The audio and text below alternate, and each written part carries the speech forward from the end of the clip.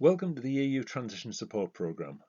My name's Derek Coulson. I'm going to talk about CE marking and UKCA marking and the changes that Brexit's going to bring. I've worked in the field of machinery safety since 1995. I was part of Laidler Associates, which was one of the first machinery safety consultancies in the UK. They became part of TÜV-SÜD, which is a global notified body, in 2010. I left to start Safe Machine Ltd, another machinery safety consultancy, in 2012, and we started Hold Tech Files in 2019 to hold technical files and documentation in the Republic of Ireland, which is still part of the EU.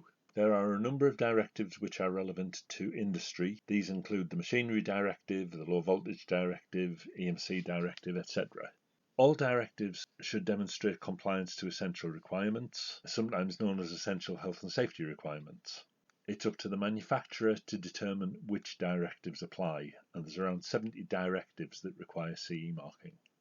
The directives were all adopted as UK legislation, so the Machinery Directive became the Supply of Machinery Safety Regulations. The Low Voltage Directive became the Electrical Equipment Safety Regulations 2016, and so on. At present, the dates of the regulations are as they are. It is expected that they will be updated at some point. At the moment, what you should do when you're using these is to place the words "as amended" after them. The EU has required CE marking for many years now. It's been a requirement for machinery since 1995, and the CE mark must be in that format. The UK has adopted UKCA marking, UK Compliance Assessed Marking, and the format is on the screen now.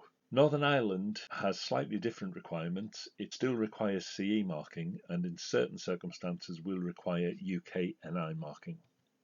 In all cases, the markings must be greater than 5 mm in height. For some directives, the marking can be on the packaging. UKCA marking applies to new equipment and new assemblies of equipment from January the 1st, 2021. If it's existing equipment, it's already CE marked and available in the EU, then the manufacturer has until January the 1st, 2022 to apply the UKCA marking. There's different rules for chemicals, medicines, vehicles and aerospace. These can be found on the gov.uk website. There are a few differences between CE and UKCA, but not many. As the UK legislation is directly derived from the EU directives, there is a new statutory instrument that's been implemented, which is the Product Safety and Metrology Amendment Regulations 2019. The primary changes are to replace the requirement for documentation to be in a community language. It now must be in English, and for declarations to reference the UK legislation rather than EU directives. The statutory instrument is 600 plus pages, and it refers to a lot of directives and regulations. Northern Ireland has different rules. CE marking still applies for the majority of goods. In some cases, UKNI marking can be used. This is only if you're placing goods subject to the CE marking on the market from 1st of January 2021. The goods require a mandatory third-party conformity assessment, which is carried out by a UK body. The gov.uk website has further details. The most important part of CE or UKCA marking is still addressing the essential health and safety requirements and explaining how they're complied with. European normative standards can be used to help. A technical file must be compiled. This must have things like essential health and safety requirement reports in it, risk assessments, calculations, drawings, test results, documentation from suppliers, anything that justifies the compliance of the machine. A declaration must be issued declaring the product compliant to the relevant directives, and this must be signed and dated by a responsible person. The technical file must be made available to any enforcement authorities of the European Economic Area for 10 years following the date of manufacture of the machine, or if it's series machinery, the last machine produced. European normative standards are harmonised to directives and can be used to support the directives. Existing standards will become designated standards in the UK. Compliance with a standard provides a presumption of conformity to the directive or regulations. There is a list of UK designated standards on the gov.uk website. There is a list of EN standards on the Europa website.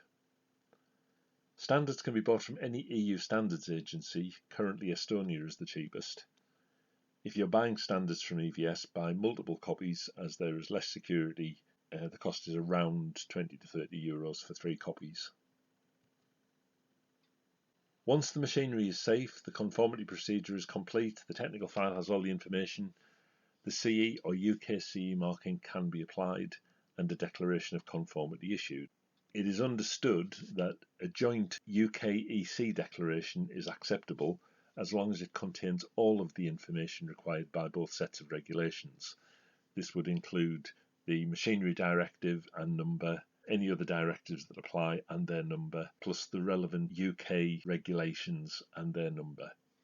Standards should be identified with the BS British Standard prefix.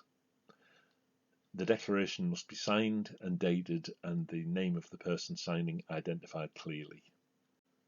The main change is that UK machinery suppliers to the EU must now have an EU person authorised to compile the technical file. This must be identified on the Declaration of Conformity for machinery from January the 1st, 2021. It's possible that EU customs could prevent machinery being imported into the EU from the UK. At present, this only applies to the machinery directive. No other directive has the requirement to compile a technical file. Whole technical files can act as the authorised person to compile a technical file based in the Republic of Ireland. Suppliers to the UK will not have to meet this requirement. It's not in the statutory instrument. There is a new regulation coming into force on the 16th of July 2021. This requires anyone supplying any products requiring CE marking to have the technical files held by either an importer or fulfilment centre. If this isn't possible, then they need an authorised representative based in the EU. Whole tech files can undertake this. The authorised representative has a legal duty to provide the technical documentation to any authority that requests it and to work with them to make sure the equipment is compliant. The authorised representative has a legal duty to check the documentation to ensure it's suitable for purpose. If it's not adequate, the authorised representative can refuse to act as authorised representative. This could mean that the equipment is not able to be supplied into the EU. Medical devices and waste electrical products have additional responsibilities that need specialist assistance. Manufacturers have a responsibility. They need to make sure that all the documentation is up to date and adequate. The declaration will generally require updating and the authorised representative identified. Some directives require new manufacturer's plates to identify the authorised representative. This has to be done by July 16th, 2021. So in conclusion, if you're selling to the EU, make sure there's a technical file and issue a declaration, apply the CE marking. Make sure there's an EU person to compile the technical file if it's machinery. Make sure that from July 2021 there's an authorised representative based in the EU identified on the declaration and possibly also the manufacturer's plate. If you're buying from outside of the EU, whether Europe or further afield, make sure that equipment you're buying is UKCA marked and the declaration is correct. If the equipment is CE marked, the supplier has until January 2022. One thing to be aware of is that the Health and Safety Executive are unlikely to prosecute any non-UK organisation.